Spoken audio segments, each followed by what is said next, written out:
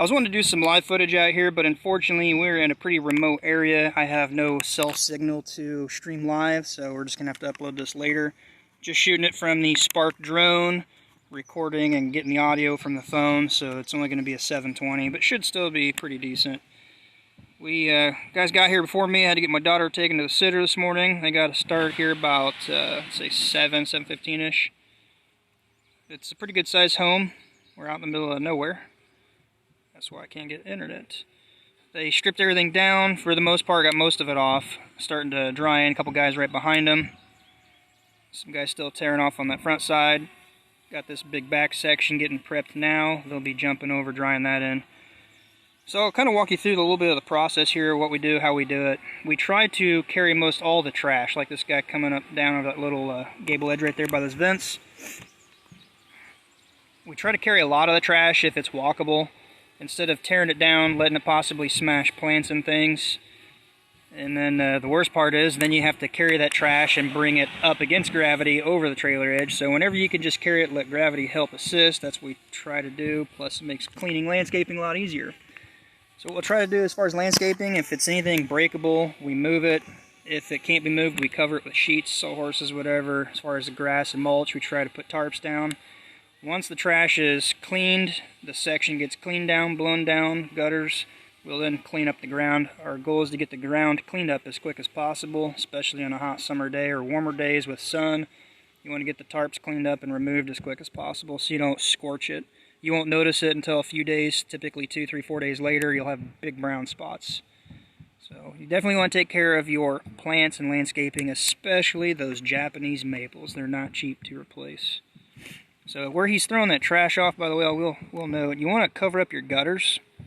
So you can either take strips of wood, tuck them under a shingle, let it rest over the gutter, tack it off. It'll jump over, bypassing the gutter. You don't want to be buying gutters. There's other tools on the market you can get for it. Some things like that come with an equipter. But rip a piece of wood down, it works pretty good. So kind of show you the tear down process. There's a couple of different tools we use. We have pitchforks, like this guy by the chimney, right side of the chimney. Use a pitchfork, rip the shingles. It basically pops the shingle right through the nail. Of course, the nails will be stuck in the deck.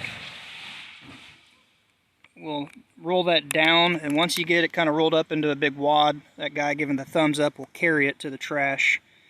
Once the section is completely tore down, like this one back here still looks real bad, we'll go with a second tool. It's similar to the pitchfork, but it's got a bunch of little teeth, and it catches the nails, and then you pop them out. Kind of a pitchfork crossed with a flat bar almost, in a sense, about 6-8 inches wide. So you just pop those nails all the way down, then you'll clean it down, blow it, broom it, whatever. Make sure your valleys are clean, no nails. You want to take the time, make sure there's nothing sticking up. If it is, pound it or pull it. And then, side note on that, I will say check your county codes and regulations. I have been in a county where when you tear it off, you are not allowed to pound any nails down. You need to go through part of the deck inspection. They're going to make sure you pull the nails. It's kind of an odd one, so just be aware, things like that. So once they get it cleaned down, like this side back here, it'll look like this. We make sure all the flashing is all cleaned and prepped. Then we'll put apron down on the bottoms, ice and water on top of the apron. I'll show you that right over here. So there's not much of an overhang here. If you have a large overhang, you really want to get your ice and water past your exterior wall, because the radiating heat from your attic will melt the snow and run down and freeze at your exterior wall. Again, that's what causes ice dams. So you want to make sure, sometimes you might need 2 or 3 passes of ice and water. So you put that down on top of your apron. There's a video on that I've done. I want to try to do more of it. It's kind of a controversial thing. Some people say put it down and then your apron. Some say put your apron down then on top. We like to put it on top of the apron. It will stick to it and seal to it. If you go down under your apron, if there's ever a backup, it's going to run under your apron and then down off your ice. Yeah, it might protect that last little bit, but then it gets the bottom edge of your apron. Decking, fascia board, things like that. So if you do that way, maybe you recommend hanging it down a little further into your gutter. It is a windy day. It's a nice day, actually. We waited for a couple of good days to do this job. We had a couple of really rainy weeks. It's a 20 to 30 mile an hour wind today out of the northwest. So let me just kind of pan over here. We're sheltered by this big section of woods here. it's blocking quite a bit of the wind right here. It is breezy, but it feels good. The humidity is down today. We're going to do what we can to get a lot of this job done today. Obviously the biggest, the most cut up sections we're going to do first. We'll never leave anything tore off exposed to the weather. We do our best to get everything we tore roof back. If not, it will at least be dried in. We'll never leave anything exposed. We don't ever throw a tarp on it, and we won't even risk it if there's any kind of forecast for weather like that. But it is completely dry today in the next 3 days. We should have this almost done today, if not a little bit tomorrow. About 80 squares, so quite a bit of manpower here today. If you're watching this video back later, it is June 13th, I believe, 2021, so give you kind of an idea. I believe it's around 10 o'clock. Yeah, the market's just opened recently, so 10 o'clock. Yes, I'm watching the markets pretty heavily right now, invested in AMC. If you guys aren't, you should have looked into it a few weeks ago. It's really rocking and rolling. And crypto. This isn't a crypto channel, but I am into crypto, so I will share a little bit. If you guys want to know more about that, let me know. Staking my crypto, earning passive income, helping secure networks, lending it on BlockFi. I'll leave a link down below on BlockFi. You can lend your crypto out, you can borrow against your crypto. Does not trigger a taxable event. But you're not here for crypto, you are here for roofing. Let's get rid of this TikTok notification. Let me know the quality. What do you think of it? Is the quality pretty decent? It's I'll probably upload this live from my drone at a later point, so it'll be in 720. That way I can have the audio. If I go off the 1080 on the SD card, there's no audio capture on that. So, yeah, it blows my mind. I actually have passed a few guys recently in Kokomo, past few weeks, where we've had a lot of rain and people would literally tear off a roof. I would hope they've dried it in, but if not, they just threw a tarp over it and they leave it. We had a lot of rain, heavy rain, days of rain. We had a few dry days, and I was doing estimates out in that area, and I'm like, man, they're still not there, and it's beautiful weather. I just don't get why people risk it like that.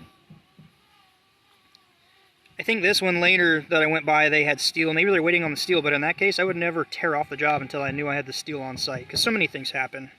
In my days, I've had a delivery truck break down, tires go out, things like that. Just not make delivery times, you're just sitting there. Not good. Let's see, battery's still decent, getting a little low. I won't be up here too much longer. I will start to wrap this up just because I don't like running my batteries down below 10%. At the 20% mark, it'll give a warning. You don't want to be far away.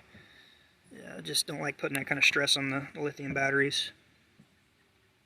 Speaking of lithium, let me know your thoughts on the Cybertruck. I want to get a Tesla. Thought about getting a Tesla car, but I think the Cybertruck might actually be more beneficial for me and what I've got going on. Yeah, I know there's a bit of a wait, and it's, yeah, hopefully some good tax credits with it. What kind of Tesla would you get? What kind of Tesla do you have, and what do you like or dislike about it? Yeah, so if you haven't done it yet, take a moment if you could. It's really easy and free to do. It definitely helps. Go down and smash the thumbs up button. Make it turn blue. Annihilate it. Hit as many times as you want, as long as it ends in blue. It would definitely help. Consider subscribing so you don't miss the next upcoming video, whether live or posted later. Hit the bell notification so it tells you, hey, Grand Roofing got a new video out. I also kind of want to show a little bit of what I'm doing with my crypto. There it is. It was coming, I knew.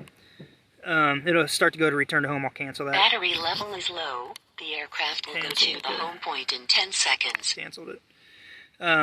Yeah, I want to show. So I just moved $1,000 BTC the other day over. It was one day I checked back, 13 cents interest. I'm like, oh, damn, that's nothing to get excited about. But if you look at $1,000 in your bank account at 0.002% interest, you're not going to earn anything. As well as not, you know, you're earning interest on an underlying appreciating asset. That's the best part of all. So check out the link below. For BlockFi, you and I could both get a little something if you use the link. Get your 2 free stocks down below. Webull link right there. You could potentially get a pretty valuable stock. Alright, we'll try to get these batteries charged up and possibly shoot a few more. Again, I'm really sorry I can't do live because I have no internet here. Until next time, be safe, and we'll see you then. Thanks for watching.